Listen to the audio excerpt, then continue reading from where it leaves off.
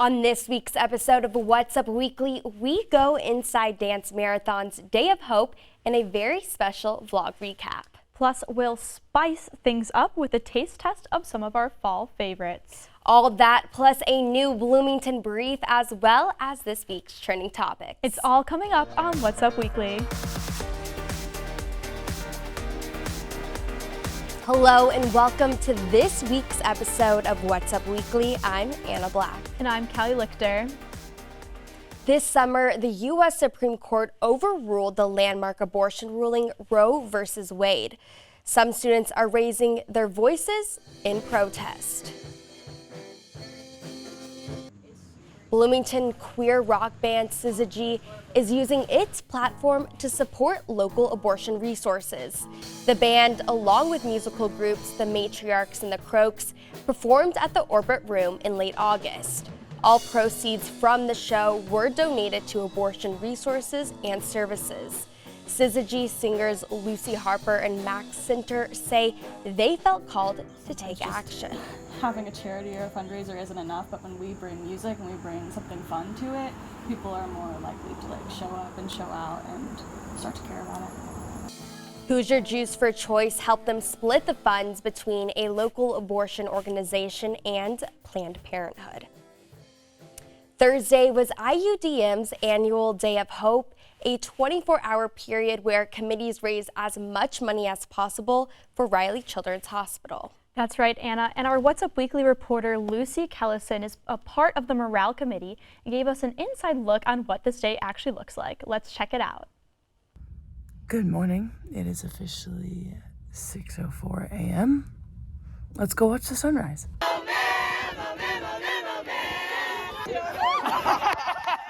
The time is officially 7:06 a.m. and the sunrise has officially started. It's a great turnout this year.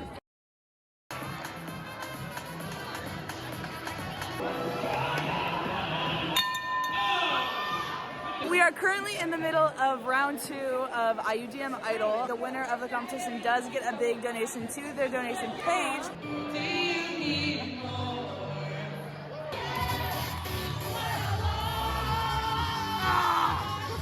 So in the DJ battle, the last person up is $500 away from being the winner, and his returnee's going crazy.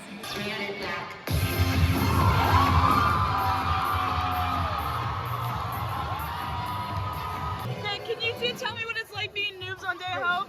Amazing! It's so high! We are currently in the middle of Power Hour. Power Hour is the last final fundraising push hour on Day of Hope. People go out, they raise a ton of money. This is where they ask their big donors. Okay, there's 10 minutes left in Day of Hope. Every committee is so close to their goal. I've never seen this happen before. Okay, I'm currently with Carson. We're here at the sample gates. The reveal is just about to take place. IUDM is trying really, really hard to break a record tonight, and we're about to find out. Woo!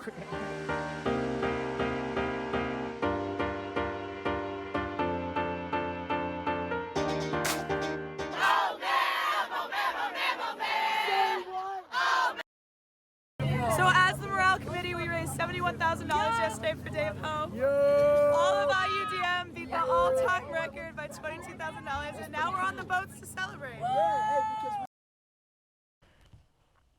Callie, I don't know about you, but I am just exhausted from watching all of that. Me too, Anna. And breaking university records definitely looks tiring, but it was definitely for a good cause because they raised $673,547. But 24 hours is nothing for these folks. The official 36-hour dance marathon will begin Saturday, October 29th. Good luck, everyone. People of IU is a student-run organization on campus that showcases various students, alumni, staff, you name it. People of IU want to tell their story. President and co-founder Sankalp Sharma created the organization with the intention of telling as many stories as him and his team could. He also gave himself an ambitious goal to interview Mark Cuban. For 3 years, he tried and failed, but after researching for 6 months about everything Mark Cuban and how to reach him, he gave himself one last chance and everything changed. So after I wrote that email, I said, this is my last try, so I'm going to sit in front of my laptop for 20 minutes and just wait. 3 minutes later, I got a ting on my laptop and it said Mark Cuban, and I jumped out of my chair. As Sand Scout finishes out his senior year with the organization, him and his team will continue to conduct interviews and their in-depth recruiting process to see who will carry on their passion for storytelling. This fall, prepare for live music hosted at the Indiana Memorial Union. This September through October, the IMU is hosting a variety of local artists every Thursday from 4 to 7 p.m. on the Centennial Patio. This free event features live music along with food and drinks available for purchase at the Vault Pub. Students and faculty are welcome, and attendees are encouraged to study, socialize, and sing along. Also, stay tuned because there is still plenty of What's Up Weekly to come. Ahead, we are getting into the fall spirit by tasting some fall favorite treats. Stay with us. Welcome back. Fall season is officially here, and you know what that means. Pumpkin spice everything. And that's right, we are trying some pumpkin flavored fan favorites. We'll taste them and let you know if it's worth the hype. So the first thing we're trying is Starbucks Pumpkin Cream Cold Brew, which you may have heard of. So this is the drink right here. All right, this is the first taste test. Let's give it a go. Cheers. Okay, what do you think? You know, I think it'd be better if it was a little bit hotter. I mean, obviously these have been sitting for a while, so it's a little bit cold, but definitely this, I got the pumpkin spice cream, definitely probably should be hotter. Okay. I think mine, I have to say, I feel like it's not an equal distribution of the flavor. It's like if you drink it without a straw, it's like way too much pumpkin cream, where it's just like, you're literally just drinking cream. But then if you put the straw in, you don't get any of the stuff at the top. It's just like the cold brew at the bottom. So I feel like it could be better at like kind of evening out. But I mean, would I get it again? Probably, yeah. Yeah, and especially since it's the pumpkin cream cold brew, there should be like that equal distribution of the cream and the cold brew. Exactly. But not bad. Yeah. And the next thing we're tasting is Crumble's pumpkin caramel cookie. And I know that last year this was my absolute favorite. So I did order a couple of them. And I also did try some of one already because I could not resist when I picked them up. All right, should we split this? Yeah, we'll split it. Oh. You all, look how crazy this looks. Let you have the bigger piece. Oh my gosh. And it smells unreal. Okay, here we go. The moment of truth. All right, 3, 2, 1. Oh, no way. This is actually might be the craziest thing I've ever had in my life. I have to say that I have not been a fan of some of the crumble flavors lately. I'm also not like a big fan of crumble in general, but something about their pumpkin cookie recipe just blows my mind. Like, I mean, you all, it's just like so, I hate using this word, but moist. Like the pumpkin flavor and the cream cheese icing.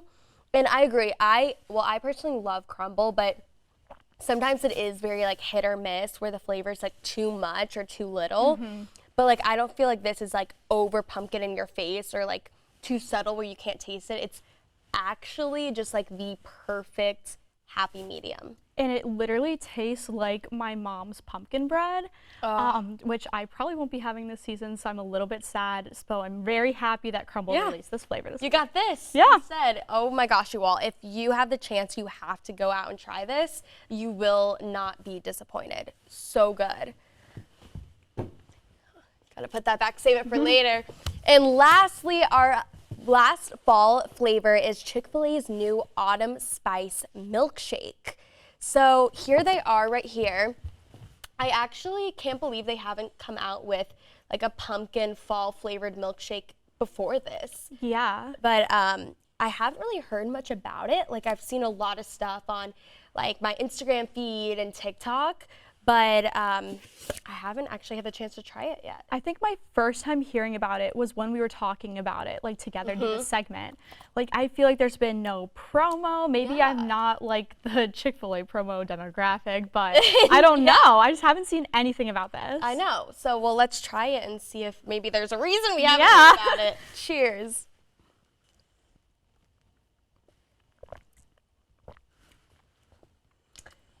Okay. It's very thick. Very thick. And I mean, it's a milkshake, but See, I think I'm almost getting more of like Christmas holiday flavors, like not so much pumpkin fall. I almost feel like it's more like something you would have over like the holidays. Yeah, I know it says autumn spice, so maybe it's the spice that's reminding me of like gingerbread houses, graham crackers, the stuff you would have around like the holiday season. And yeah, not so much pumpkin, not so much autumn. Yeah, and I don't like the like kind of the consistency of it too. Like even with smoothies, I hate when it's like kind of chunky bits, and this has a lot of like that chunk. It almost tastes like their vanilla milkshake just thrown in with the chunks. But I mean, it's not terrible, but I definitely wouldn't say it's my favorite. Yeah. And I would have to say that out of all three, my favorite has to be that crumble cookie. Again, just to reiterate, my favorite crumble cookie is the pumpkin one. So, I mean, going into the competition, I wouldn't really say it's fair. Oh, no, not at all. I have to 100% agree with the crumble cookie. I actually haven't tasted something that good in so long. So if you have the chance, you have to get out and go try it. But that wraps up our fall flavor taste test. And why not treat yourself to one of these this week? You deserve it as always. Still ahead on What's Up Weekly, we're breaking down this week's trending topics. Find out what special guests made an appearance at the White House, the 2023 Super Bowl halftime headliner announcement, and much more on What's Up Weekly. Welcome back. Austin Rubin and Simon Bayer are back in the studio with another Bloomington Brief. Guys, the jokes last time were good ones. Can you keep it going? Thanks, Anna and Callie. Welcome to the Bloomington Brief. I'm Austin Rubin. And I'm Simon Mayer. Here we go. Okay. Black Bear canceled his Union Board block party concert after realizing Bloomington is in Indiana. He cited vocal rest as the reason for canceling, which I guess makes sense considering his music sounds like two chainsaws being intimate. After 52 years as a shared operation, I'm over here, guys, IU and Purdue have decided to split IUPUI into two different universities. IU was upset about the breakup until we saw Purdue with its rebound to Ivy Tech. The U.S. gave Russia a warning in an attempt to stop their full mobilization in Ukraine. The warning read as follows. Okay, Russia, I'm going to give you into the count of three, okay? 1, 2, 2.5. You know what, forget it. The new Ghost Kitchen Ellie Mae's Barbecue opened last week. A ghost kitchen is one of food service business that offers delivery and pickup with phone and online ordering only. Good Lord, that's going fast. Mother Bears is also a ghost kitchen because the food goes straight through you. All right. The Make-A-Wish Foundation congratulated John Cena on breaking their wish record. He broke the record by breaking its neck, putting it in a half Nelson, and then finishing with a double leg takedown. He's a wrestler, guys.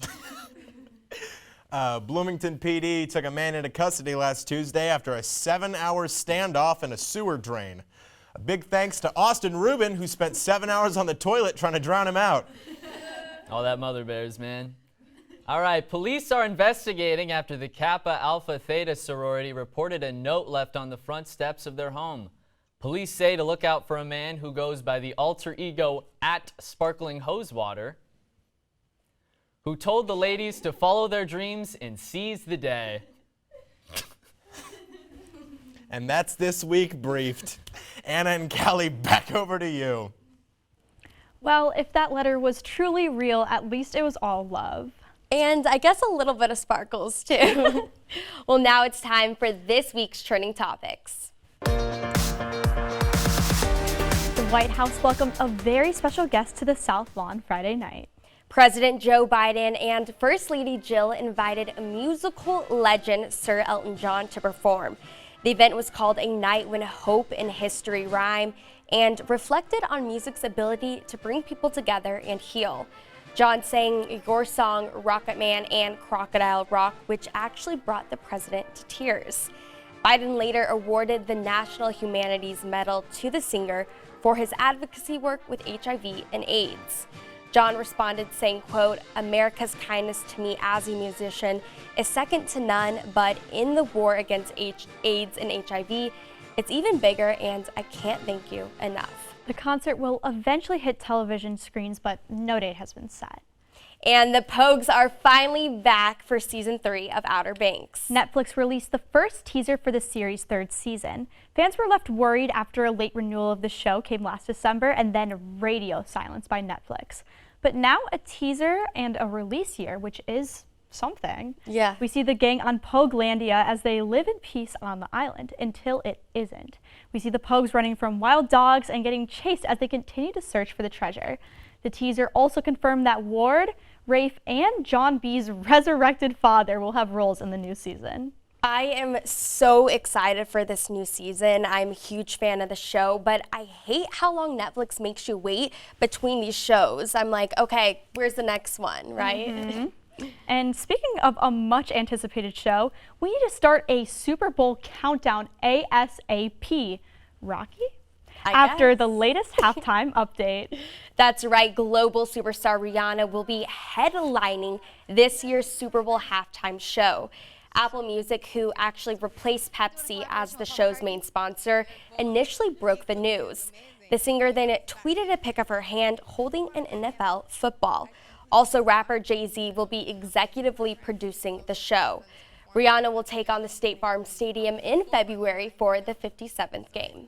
Anna, I can't wait to see her bring the house down. I will definitely have her albums on repeat over the next couple of months. Oh, definitely. And speaking of some singers in the spotlight, it looks like her hips do lie. Singer Shakira is facing time behind bars for tax fraud. 8 years to be exact. Shakira is set to stand trial in Spain over her tax evasion case.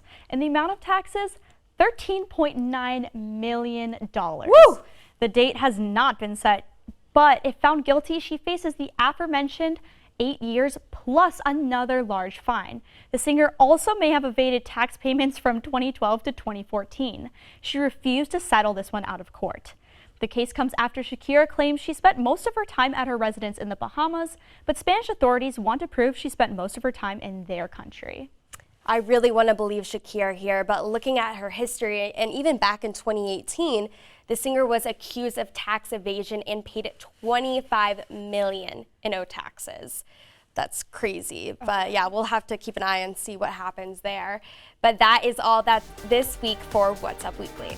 Tune in next week for more local and entertainment news. Be sure to follow us on social media. Follow us on Instagram and Twitter at IUSTV News. For What's Up Weekly, I'm Anna Black. And I'm Callie Lichter. Thanks for watching, and we'll see you next week.